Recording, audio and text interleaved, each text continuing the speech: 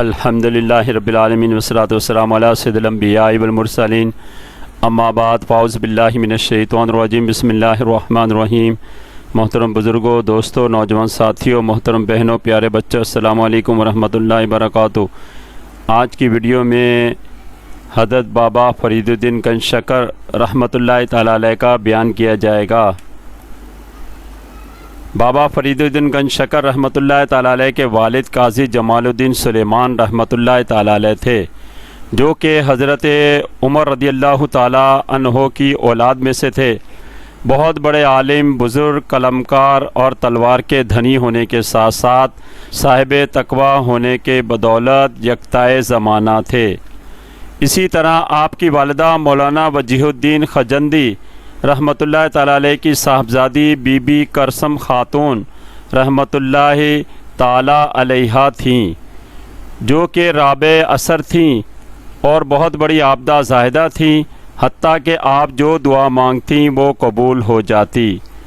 چنانچہ جب جمال الدین سلیمان رحمۃ اللہ تعالیٰ علیہ کی شادی بی بی کرسم خاتون رحمۃ اللہ تعالیٰ علیہ سے ہوئی تو حضرت شیخ الاسلام بابا فرید الدین گنج شکر رحمۃ اللہ تعالیٰ علیہ کی ولادت 569 ہجری ماہ رمضان کے آغاز کے شب کوتوال شریف چاولی مشائخ کے قصبے ملتان میں ہوئی۔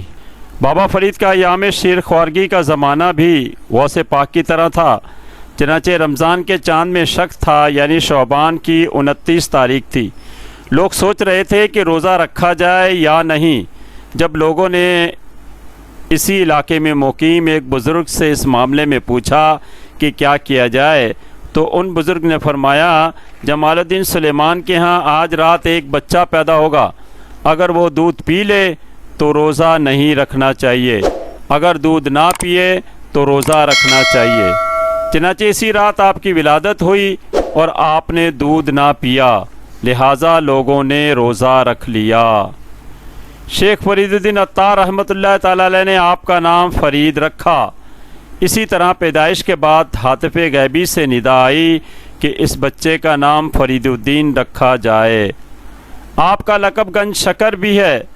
آپ نے ابتدائی تعلیم گھر پر حاصل کی، 12 برس کی عمر میں قرآن پاک حفظ کیا۔ ملتان شریف کے محلے سرائے حلوائی میں مولانا منہاج الدین ترمذی کی مسجد تھی، یہاں آپ دینی تعلیم حاصل کر رہے تھے اور کتاب نافع پڑھ رہے تھے۔ اسی مسجد میں ایک دن قطب الدین بختیار کاکی رحمۃ اللہ تعالیٰ علیہ تشریف لائے۔ جب ان کی نظر بابا فرید پر پڑی تو آپ سے پوچھا، مسعود تم کیا پڑھتے ہو؟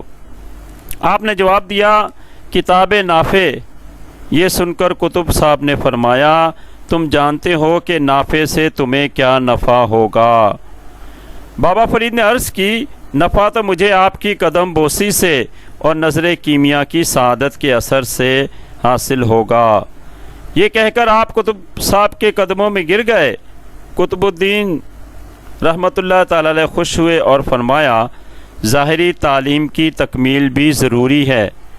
اس وقت بابا صاحب جناب بختیار الدین کاکی سے بیعت ہوئے اور ان کے سلسلے میں شامل ہو گئے۔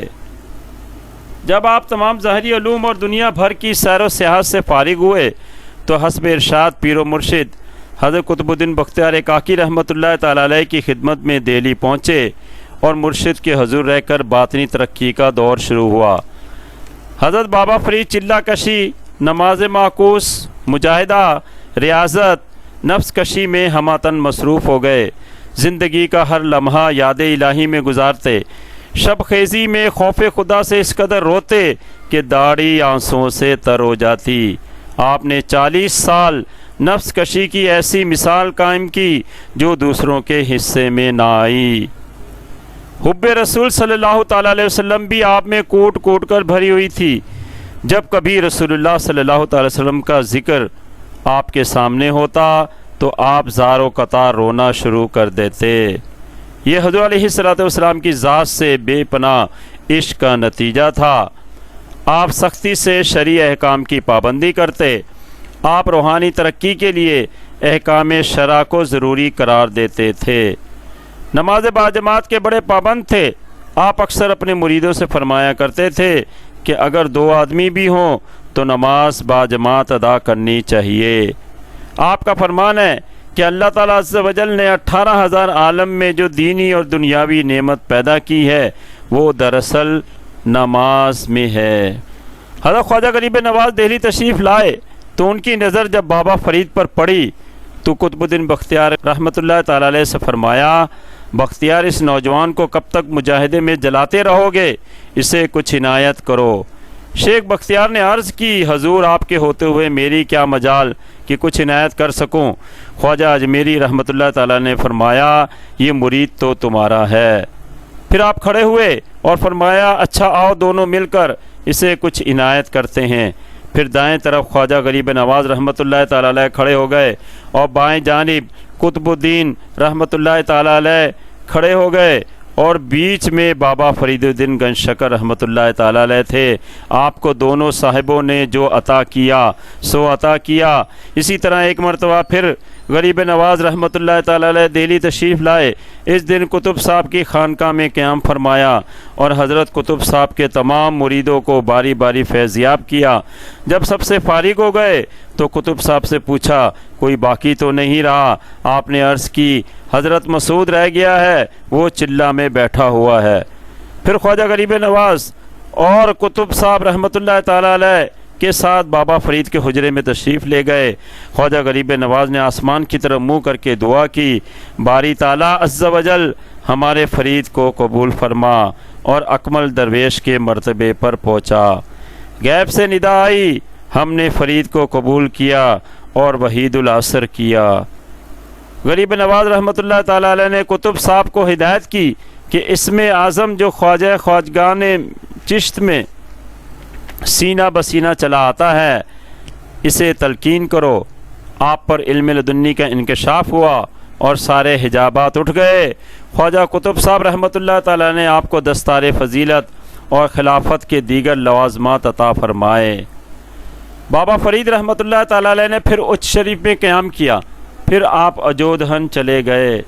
اجودھن آپ کی آمد سے قبل حوادث زمانہ کی بدولت کئی مرتبہ تباہ و برباد ہو چکا تھا۔ اس کے قریب ہی ایک علاقہ دیپال پور کفر کا گڑھ تھا۔ اس کا ہر حکمران اسلامی حکومت کے لیے درد سر بنا رہتا تھا۔ ان کی لوٹ مار، قتل و غارت گری حد کو پہنچ گئی تھی۔ حضرت بابا فرید رحمۃ اللہ تعالی علیہ نے اپنی فوج کے ہمراہ دیپال پور کو فتح کرنے کے بجائے اجودھن کو اپنا مرکز بنایا۔ جب آپ اجودھن میں جلوہ افروز ہوئے تو دریا قصبہ کے ساتھ بہتا تھا۔ ایک بار دریا کے کنارے کھڑے ہو کر فرمایا، سبحان اللہ، کیسا پاک پتن ہے۔ اس دن سے اجودھن پاک پتن کے نام سے مشہور ہو گیا۔ اسی طرح جب بعد میں شہنشاہ ہند اکبر بادشاہ آپ کی درگاہ پر حاضری دینے کے لیے آیا تو اس نے بھی دریا کی روانی دیکھ کر کہا، کیسا پاک پتن ہے۔ اس کے عید میں زمین کا بندوبست ہوا اور اجودھن کا باقاعدہ نام پاک پتن رکھ دیا گیا۔ پاک پتن آئے دن کے حملوں کی بدولت کھنڈرات میں تبدیل ہو گیا تھا۔ کئی دفعہ اس کی تباہی میں دریا کے پانی نے بھی حصہ لیا۔ آج پاک پتن کی جو ڈھکیاں نظر آ رہی ہیں وہ افواج کے حملوں کی بدولت ہیں۔ ہندوؤں کا ملتان کے بعد مرکزی مقام دیپال پور تھا۔ پاک پتن کے گرد گھنے جنگلات تھے جو درندوں کی اماجگاہ تھے۔ ایک دو انسان کے ان جنگلات کو عبور کرنا ممکن نہ تھا۔ فوجی لحاظ سے کفار کے آئے دن کی شورش کے خاتمے کے لیے بابا صاحب رحمۃ اللہ تعالی علیہ کی قیادت میں پاک پتن سپہ اسلامی کا فوجی مرکز بنا۔ بابا صاحب رحمۃ اللہ تعالی علیہ نے جب پاک پتن کو اپنا مسکن بنایا تو آپ نے اپنی عبادت، ریاضت، علمی تدبیر سے اسے اسلامی تہذیب کا گہوارہ بنا دیا اور صحیح معنی میں پاک پتن بنا دیا۔ یہاں کے لوگ بڑے کٹر قسم کے ہندو تھے، وہ ہلکا بگوش اسلام ہو گئے۔ پنجاب کی 35 ذاتوں اور گوتوں کو آپ نے مسلمان بنایا۔ حتیٰ کہ ایک انگریز مصنف نے اپنی کتاب میں لکھا، 2 بزرگوں نے پنجاب میں اسلام پھیلایا، ایک بابا فرید الدین گنج شکر رحمۃ اللہ تعالی علیہ، دوسرے بہاؤالدین ذکریہ ملتانی رحمۃ اللہ تعالی علیہ۔ شروع میں یہاں کے لوگوں نے بڑی بے رخی دکھائی، مگر پھر ایک وقت ایسا آیا کہ اس قدر خلقت آپ کی خدمت میں حاضر ہوتی کہ آدھی رات تک مجمع لگا رہتا۔ ہر آنے والے کے سامنے طرح طرح کے کھانے رکھے جاتے، آپ ہر شخص کے ساتھ نہایت محبت اور خندہ پیشانی سے پیش آتے اور کسی کو بھی محروم نہ جانے دیتے۔ غرض کے دین اسلام کی جو خدمت بابا فرید نے کی وہ بہت کم بزرگوں کے حصے میں آئی۔ یہ آپ کی خدمات ہی ہیں کہ جن کے سبب آج یہ سارا علاقہ لا الہ الا اللہ محمد رسول اللہ صلی اللہ تعالی وسلم کی صداؤں سے گونج رہا ہے، اور پاک پتن شریف پوری دنیا میں بابا فرید کے نام سے جانا پہچانا جاتا ہے۔ غرض کے دین اسلام کی بے پناہ خدمت کرنے والے حضور بابا فرید کے جب وصال کا وقت آیا تو وصال سے پہلے آپ نے اپنے داماد بدر الدین اسحاق سے فرمایا، مجھے اپنے پیر و مرشد سے جو تبرکات عطا ہوئے ہیں وہ نظام الدین کو بھجوا دینا۔ چنانچہ 5 محرم الحرام 668 ہجری کو آپ پر بیماری کا غلبہ ہوا۔ آپ نے پوچھا، نظام دہلی سے نہیں آیا؟ جواب ملا، وہ نہیں آئے۔ آپ نے فرمایا، میں بھی انتقال کے وقت اپنے مرشد کے پاس نہیں تھا۔